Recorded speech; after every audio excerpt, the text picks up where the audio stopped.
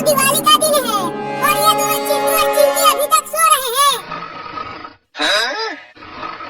चलो इन दोनों के साथ खेल खेला जाए, बहुत मजा आएगा। अब इन रॉकेट को इनके खटिया में बांध कर इन दोनों को आसमान में उड़ा दूंगा।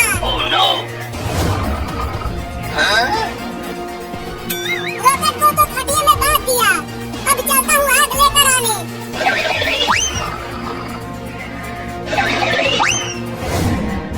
अरे पहले इस खटिया को बाहर तो ले चलूं।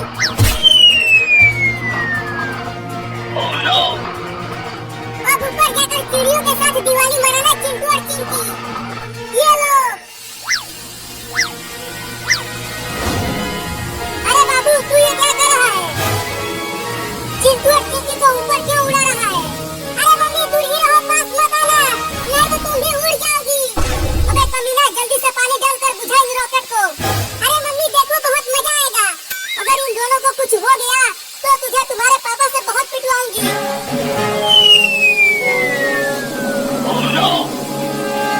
मम्मी देखो वो दोनों उड़ने लगे। अरे चिंटू और चिंकी जल्दी खटिया पर से कूदो।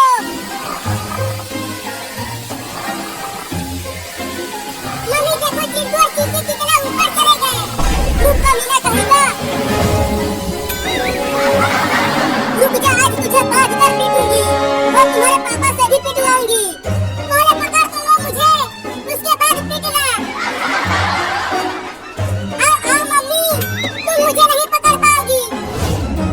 आज तुझे घर में भी नहीं घुसने दूंगी और खाना भी नहीं मिलेगा तुझे। क्या?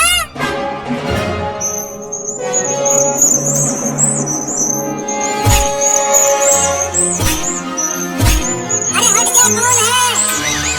अरे हट जाना, मुझे सोने दे, कल दिवाली है, खूब पटाखे फोड़ूंगा। अरे हट जा रे, मुझे सोने दे, कल दिवाली है, पटाखे फोड़ूंगा, बहुत मजा आएगा। मम्मी रसमलाई बहुत बढ़िया है, मजा आ रहा है खाकर, और खिलाओ ना। मम्मी मुझे भी रसमलाई खिलाओ ना। छी छी छी, ये क्या खिला दिया मम्मी? मम्मी कहाँ है? अरे तोता तू हमारे खटिया पर क्या कर रहा है? चल भाग जा। हुई हुई हुई हुई हुई हुई।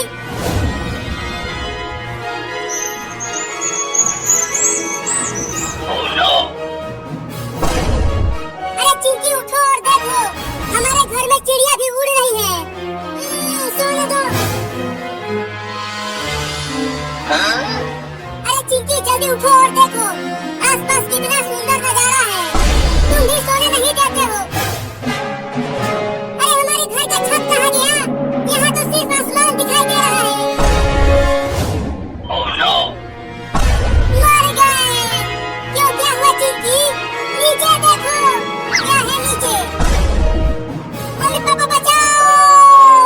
अरे बचाओ रे कोई हमें, हम आसमान में उड़ रहे हैं। चिंकी देखो, किसी ने खटिया के पौवे में रॉकेट बांध कर हमें उड़ाया है। ये जरूर उस पागल बाबू का ही काम होगा, मैं उसे छोड़ूंगी नहीं। बाबू अब तो मुझसे बच नहीं पाएगा।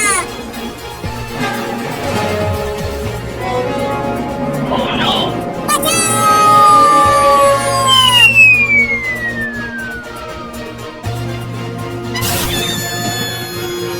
तुम दोनों ठीक तो हो?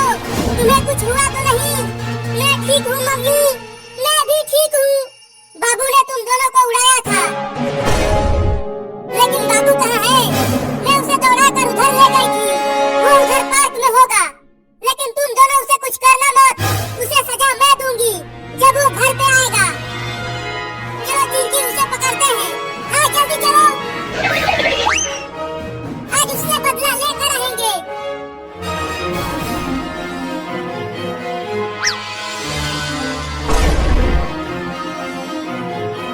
देखो चिंकी हो रहा तो मीना बाबू, चुपके से चलो उसे पकड़ते हैं।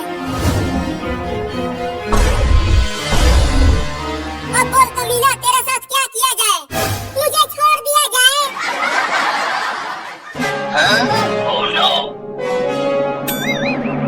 मुझे छोड़ दो चिंटू और चिंकी, अब मैं दोबारा ऐसा कभी नहीं करूंगा। जल्दी आग लगाओ चिंटू, ये बहुत ही बदमाश हो गया है।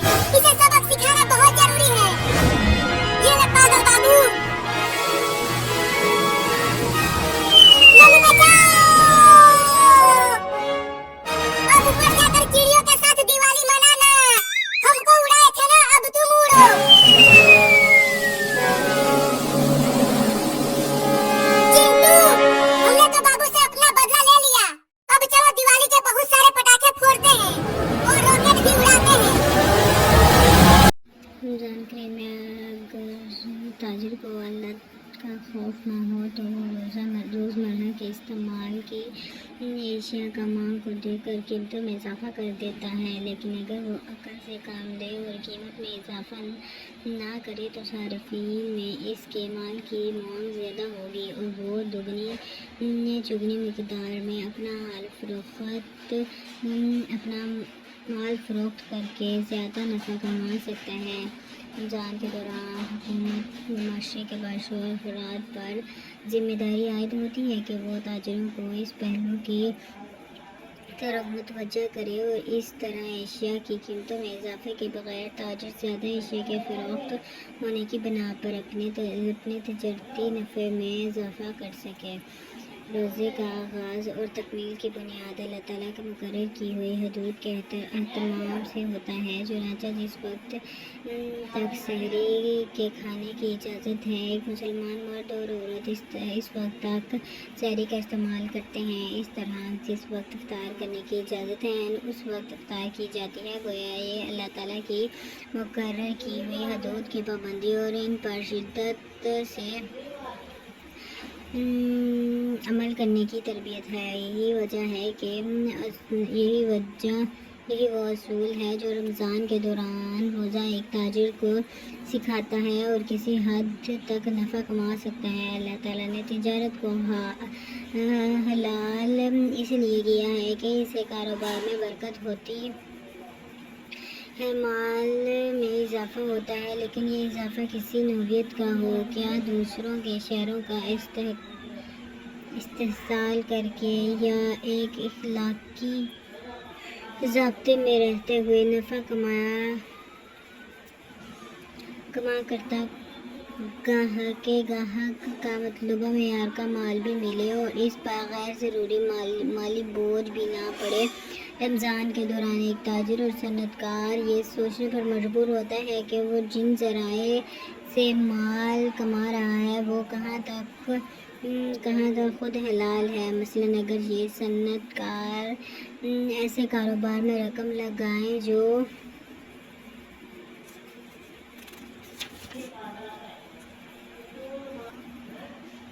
مشتبہ یا حرام ہو، جیسے اسٹاک مارکیٹ میں بازاری لگانا یا معذر صحت مشروبات تیار کر کے فروخت کرنا یا ایسے اشاعت کا استعمال جو فحش اور غیر اخلاقی ہو، یا ایسے ڈراموں کی تیاری کے لیے مالی امداد ہے جو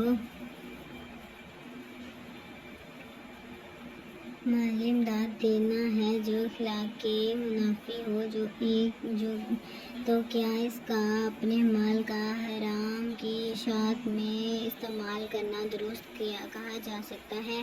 اللہ تعالیٰ کی وحدانیت کا خیال ایسے یہ سوچنے پر مجبور کرتا ہے کہ وہ کم از کم رمضان میں اپنے مال کی حرام ذرائع سے پیدا نہ کرے اور نہ حرام کا کام میں استعمال کرے۔ یہی احساس آگے چل کے رمضان کے علاوہ بھی اسے یاد دلاتا ہے کہ مال کا ایسا کام میں لگانا جو اللہ کی مقرر کی ہوئی حدود کی خلاف ورزی میں شمار ہو، درست نہیں ہو سکتا۔ رمضان کا احترام نہ صرف حرام سے بچنے کی تربیت دیتا ہے بلکہ مثبت طور پر ایسے کاروبار قائم کرنے پر ابھرتا ہے جو انسانیت کی فلاح اور معاشرے میں معاشی عدل کا قیام کر سکیں۔ بین الاقوامی اقتصادی سطح پر تجارت کے فروغ کا موقع فراہم کرتا ہے، چنانچہ ایک تاجر جو انڈونیشیا یا اسلام آباد میں رہتا ہو چاہتا ہے کہ وہ مناسب قیمت پر مراکش اور ایران و سعودی عرب کی بہترین کھجوریں جکارتہ اور اسلام آباد کے بازو میں فراہم کر سکے۔ وہ اس غرض سے انٹرنیٹ کے ذریعے ان ممالک کے تاجروں سے رابطہ کرتا ہے اور آخرکار اس کی کوششوں سے 1000 میل دور پیدا ہونے والی کھجوروں سے بے شمار افراد لذت یاب ہوتے ہیں اور اس طرح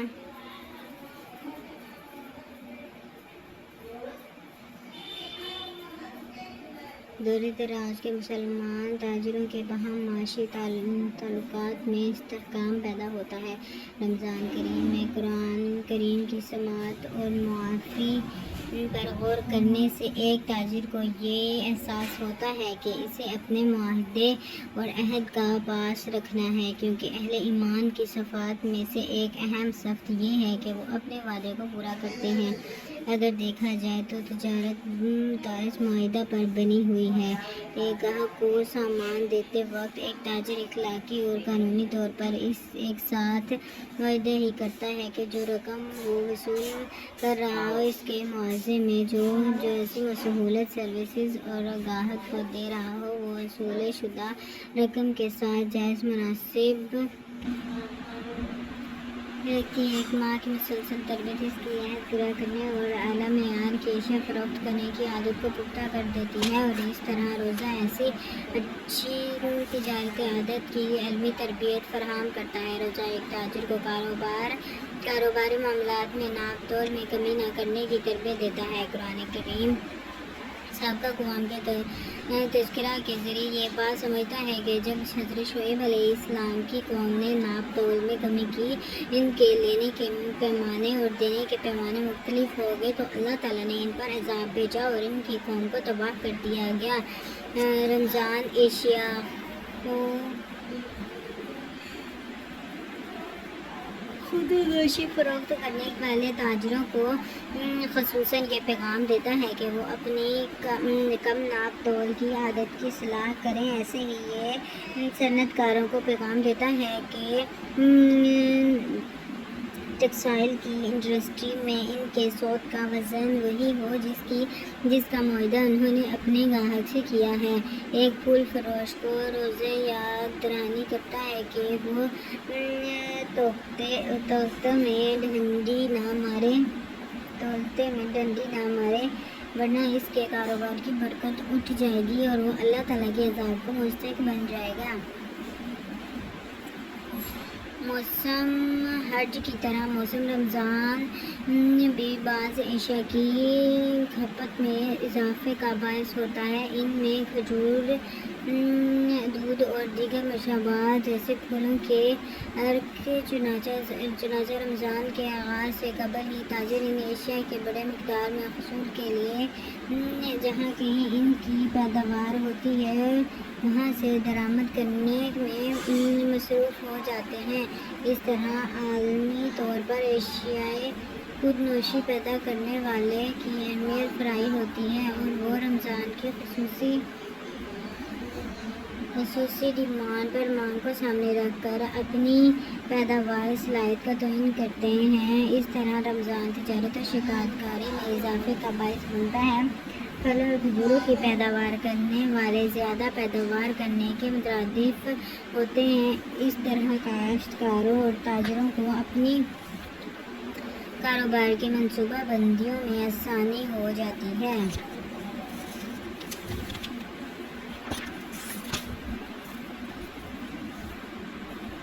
رمضان میں کسی کا روزہ افطار کروانا ایک روزے کے برابر اجر اور ثواب دیتا ہے۔ اس سے عام طور پر مساجد اور مدارس میں بڑے پیمانے پر افطار کرنے والے بندوبست کیے جاتے ہیں اور اہل محلہ یا محترم محفوظین کو افطاری اور کھانا کھلانے پر دل کھول کر خرچ کرتے ہیں۔ اس طرح پورے مہینے کے دوران روزانہ ہزاروں افراد کے لیے رضاکارانہ طور پر کھانے کا بندوبست کیا جانا بھی تجارت کو فروغ دیتا ہے۔ رمضان میں معاشی اور تجارتی معاملات میں امانت داری اور صحیح ناپ تول کی عادت کاروبار میں برکت کے ساتھ ساتھ مارکیٹ میں اچھی شہرت اور اعتماد کو بڑھاتی ہے، اور ان دو خصوصیات کے نتیجے میں تجارت کو مقامی، ملک اور بین الاقوامی سطح پر فروغ ہوتا ہے۔ تجارت کا بنیادی اصول اعتماد اور دیانت داری ہے۔ اعتماد داری ایمان اور تقویٰ کا مفہوم یہی ہے کہ ایک شخص اپنے معاملات میں اللہ تعالیٰ کی خوشی کے لیے دیانت کا رویہ اختیار کرنا نبی کریم صلی اللہ علیہ نبی رمضان کریم ان صفات کو نہ صرف پیدا کرتا ہے بلکہ انہیں عادت بنا دیتا ہے تاکہ سال کے باقی حصے میں ان پر مسلسل عمل ہوتا رہے اور طریقہ تجارت کے ذریعے ایک شخص اپنے معاشی معاملات کو اپنے رب کی مرضی کے مطابق بہتر بنا سکے۔ تجارت کا تذکرہ اور قلب کا تذکرہ یہ ظاہر کرتا ہے کہ اسلام میں مادی اور روحانی عمل الگ الگ نہیں ہے۔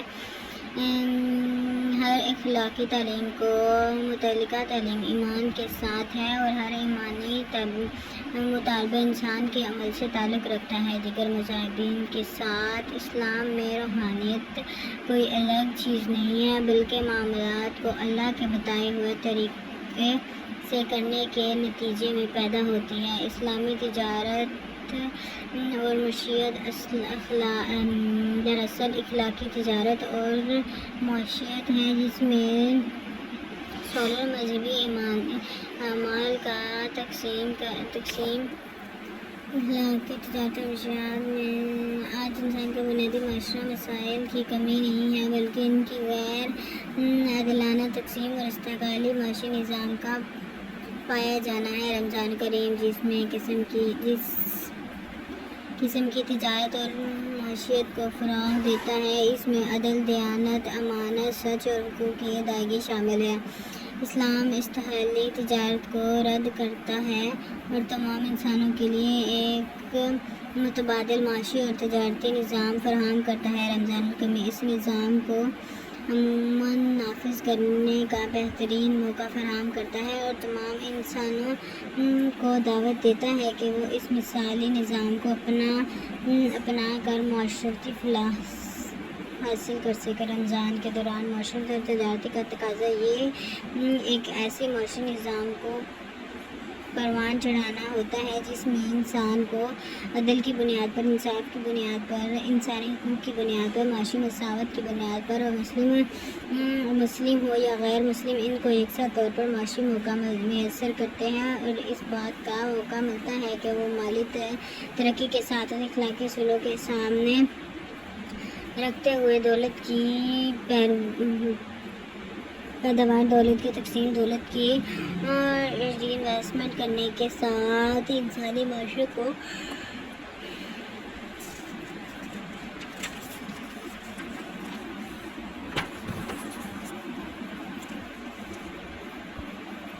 روزہ اور ہماری زندگی پرسکون ایک پرامن معاشرہ بنا سکے۔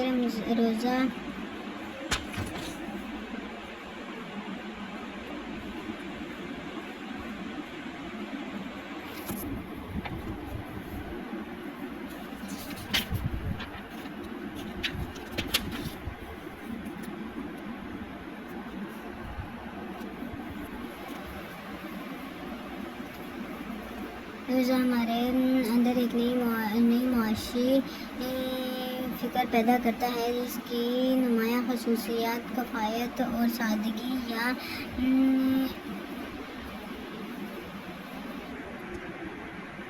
لیکن نمود نمائش اور دشیش اور فضول خرچی نہ پائی جاتی ہو۔ رمضان کا مہینہ سادگی اور معاشرتی فلاح کاموں کی حوصلہ افزائی کرتا ہے اور غیر ضروری تشکین سے روکتا ہے اور ہمارے اندر یہ رویہ احساس پیدا کرتا ہے کہ سادگی اختیار کرتے ہوئے غذا اور اپنے دیگر معاملات میں ضروریات کی حد تک رہا جائے اور تعیش کا اختیار نہ کیا جائے۔ گویا روزہ ترقیہ نفس کے ذریعے اور ان اچھے عادات کے ذریعے جو اس پورے مہینے کے ثمرات ہیں ہمارے نقطۂ نظر کو تبدیل کرتا ہے اور یہ سمجھتا ہے کہ سادگی معاشی معاملات میں سادگی، غذائی معاملات میں سادگی، گھریلو معاملات میں سادگی معاشرے میں اختیار کی جائے جس کے نتیجے میں معاشیات کے اوپر سے ایک بڑا بوجھ اور تعشیات سے ہوتا ہے کم کیا جا سکے۔ جائزہ لے کر دیکھا جائے تو معلوم معلوم ہوگا کہ بہت سے ایسے ممالک میں جہاں پر بحث میں خسارہ کار رجحان پایا جاتا ہے، ان کاموں کی معیشت کا ایک بڑا حصہ تعشیرات پر صرف ہوتا ہے، اور اس معاشی بوجھ کو بڑھانے کے لیے ذرائع ابداع نمایاں کردار ادا کرتے ہیں۔ ایک شخص جو بغیر غازے کے بھی پرکش نظر آتا ہوا بلاک عامہ کے ذریعے اثر غیر استعمال پر آمادہ ہو جاتا ہے۔ سرمایہ دارانہ معیشت کی ایک بنیادی خصوصیت اس کا کنزیومر کو فروغ کر دیتا ہے، جس کے ذریعے اثر ایک شخص غیر معاشی اختیار کہ ہم ایسے اندر سادگی کے ذرائع ان ضروریات کو، ان اقدام کو رواج دے جو ایک صحت مند معاشرے کے لیے مفید ہوں۔ گویا روزے کے معاشی اثرات میں سے ایک پہلو یہ بھی ہے کہ یہ ہمیں معاشی میدان میں سادگی کی تعلیم دیتا ہے اور ان چیزوں سے بچنے کی طرف ابھارتا ہے جو عام طور پر قومی خزانہ اور معاشی بوجھ کا باعث بنتی ہیں۔ اسلامی نظام معیشت کی یہ خصوصیات ایسی ہے کہ اگر ان کو مغرب اور مشرق کے استحصالی معاشی نظام کی جگہ قائم کر دیا جائے تو انسانیت بھوک، افلاس اور معاشی استحکام سے نجات حاصل کر سکتی ہے۔ ایک اور پہلو شیئرنگ کا ہے، یعنی ایک افراد کے معاشی رائل پر صرف اس کا اور اس کے خاندان کا نہیں، دوسرے انسانوں کا بہت حق ہے، اور اس شیئرنگ کے معاشرے میں خوشحالی اور معیشت میں کشادگی اور ٹھہراؤ پیدا ہوتا ہے۔ روزے کے دوران تاجروں اور عام روزہ دار میں سے احساس بھی پیدا ہوتا ہے کہ وہ اس دنیا کی تجارت میں جتنی توجہ اور محنت سے اپنا وقت اور مال لگا رہے ہیں، کیا اسی مناسب سے آخرت میں کامیابی حاصل کرنے کے لیے بھی کوئی انویسٹمنٹ کر رہے ہیں یا نہیں۔ اصلی انویسٹمنٹ تو وہی ہے جو نہ صرف اس دنیا میں بلکہ آخرت میں ایک مسلمان کو کامیاب کر دے۔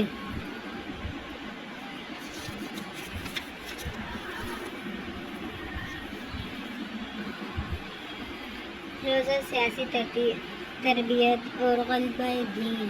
حقیقت یہ ہے کہ اللہ تعالیٰ کی اپنے بندوں پر نعمتوں اور انعامات کا شمار ممکن نہیں، لیکن اللہ کی ان نعمتوں میں رمضان المبارک کو ایک منفرد حیثیت حاصل ہے۔ حضور اکرم صلی اللہ علیہ وآلہ وسلم کو اس مہینے کا انتظار رہتا تھا، اور اس کا وہ جس شوق کے ساتھ استقبال کرتے تھے، اس کا احساس اور ذکر خود ایمان افزاد اور اہل کی قدر منازل کو سمجھنے اور اس سے فائدہ اٹھانے کے لیے ممبرز کا کام کرتا ہے۔ اللہ تعالیٰ رجب کا مہینہ چاند دیکھنے کو دعا فرمایا کرتے تھے کہ اے اللہ، ہمارے لیے رجب اور شوال کے رمضانوں میں برکت عطا فرما اور ہمیں رمضان کے مہینے تک پہنچا دے۔ اور پھر جب رمضان کا چاند نظر آتا تھا تو انسان نبی سے یہ الفاظ گویا بن کر سفشاں ہوتے، اے اللہ، ہم پر یہ چاند امن اور ایمان اور سلامتی اور اسلام کے ساتھ طلوع فرما۔ اے چاند، میرا اور تیرا رب اللہ ہی ہے۔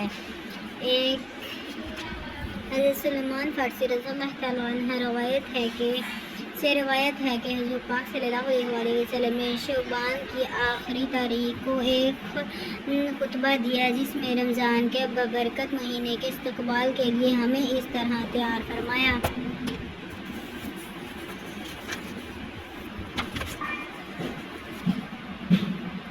اے لوگوں، بہت بڑی نعمت اور عظمت اور بابرکت والا مہینہ تم پر یہ فنگن ہونے والی ہے۔ اس مبارک مہینے کی ایک رات 1000 مہینوں سے بہتر ہے۔ اللہ تعالیٰ نے اس مہینے کے روزے تم پر فرض کیے گئے ہیں اور رات کے قیام منسوخ تراویح کو نفل قرار دیے گئے ہیں۔ جو شخص اس مہینے میں دل کی خوشی سے ایک نیکی کا کام کرے گا اس کو دوسرے مہینوں کے فرض کے برابر ثواب ملے گا، اور جو شخص اس مہینے میں ایک فرض ادا کرے گا اللہ تعالیٰ اس کو دوسرے مہینے کے 70 فرضوں کے برابر ثواب بخشے گا۔ یہ صبر کا مہینہ ہے، صبر کا اجر جنت ہے، اور یہ غریبوں کی مالی ہمدردی اور امداد کا مہینہ ہے۔ رمضان کی ببرکتوں کا ذکر فرماتے ہوئے اللہ تعالیٰ نے آپ صلی اللہ علیہ وسلم نے اس خطبے میں روزے کے 2 اہم پہلو کو اجاگر کر فرمایا ہے جو روزے کی روح اور مقصد کو سمجھنے میں مدد دیتے ہیں، یعنی صبر کا مہینہ اور مواسطہ کا مہینہ۔ صبر کا تعلق بھلائی، حق اور جد عدل پر جم جانے اور استقامت کے ساتھ اللہ تعالیٰ اور روزے کی بندگی کو ہر حال میں ولیت دینے سے یہ اپنے تمام معاملات کو اللہ تعالیٰ کی خوشی اور رضا کے تابع کر دیتے ہیں۔